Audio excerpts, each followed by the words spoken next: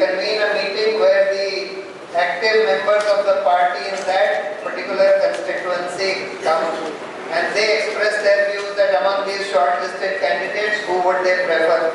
But that is not decisive in the matter. After taking all this into consideration, the party's political affairs committee then decides to select the candidate. That's the process, and some similar process, but we need to make the screening committee more robust. That means there should be more people in the screening committee. They should have more time to go through everything properly. That can be improved. All that can be improved. Even the process of seeking the views of the volunteers, of the active volunteers, that was also not very perfectly done. That needs to be also improved. Then there is another question: how do we go about forming a legal committee for AAP Karnataka and district level legal help? So what you should do is, you should have a legal cell for every district and for the state, where the lawyers who are volunteers, or some of the lawyers who are prepared to volunteer for that, they should be enrolled in that legal cell, who should be able to help the party in all its legal issues. There are cases that are false cases that are filed against volunteers which need to be taken up. All kinds of legal problems keep cropping up which need to be taken up, so that's very important. Then there is another question: how do we counter allegations that AAP has made unrealistic, unachievable promises with respect to electricity, water, etc.? See, that will now become clear once the government is formed.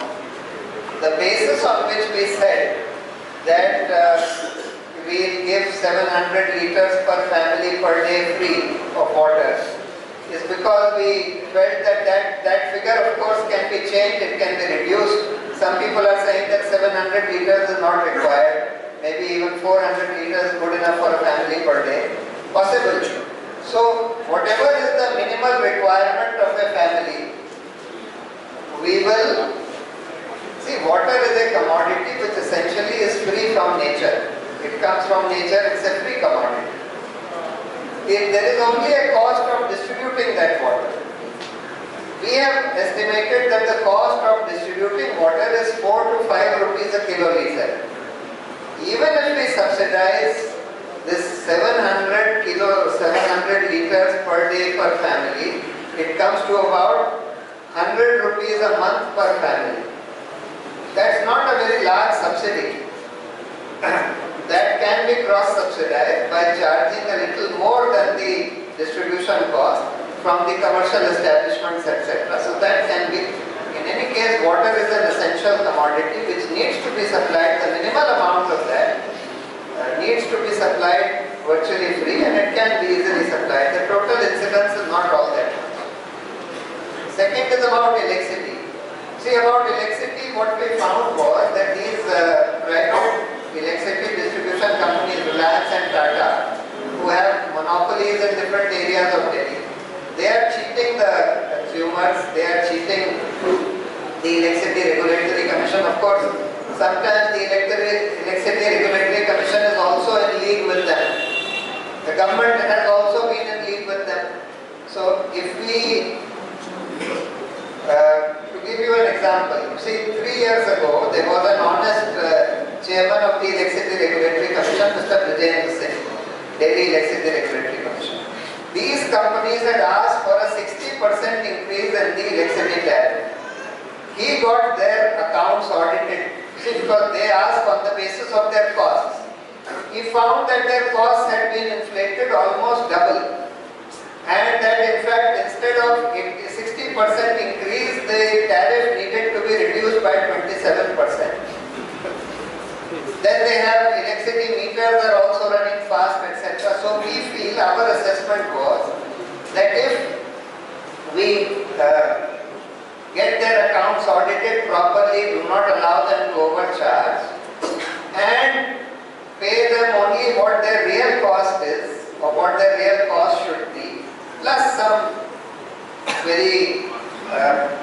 some minimal profit, then the cost can be brought down by almost half. At any rate, we we will try and reduce the cost of the lower end consumers by at least half. Though the upper end consumers, their tariff may not be reduced by half, can be reduced maybe by 20%, 30% or whatever. So that's how we thought it can be done. Will you allow me to organize party in Karnataka? Everybody is free to join the party. There is a state executive committee, there are district executive committees in most districts, I understand. Everybody is free to join them. And if the people in the executive committee or if the majority of the volunteers feel that this person should be in the executive committee, they can be inducted in the executive committee. Now that the Congress leadership in Delhi has changed, will the letter signed by the previous leader still hold good? I understand that that letter was not written by the leader but essentially dictated by the Congress High Command. So right now it will certainly hold good, though I don't know how long it will hold good.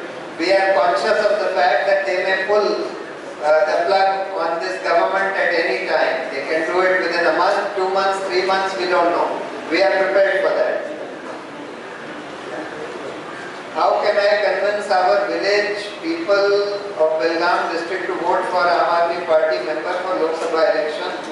How can I advertise about AAP in our village? Well, you can collect some, firstly try and mobilize some other volunteers in your village, and then you can go around talking to people in the village, telling them about the party, telling them about the vision of the party,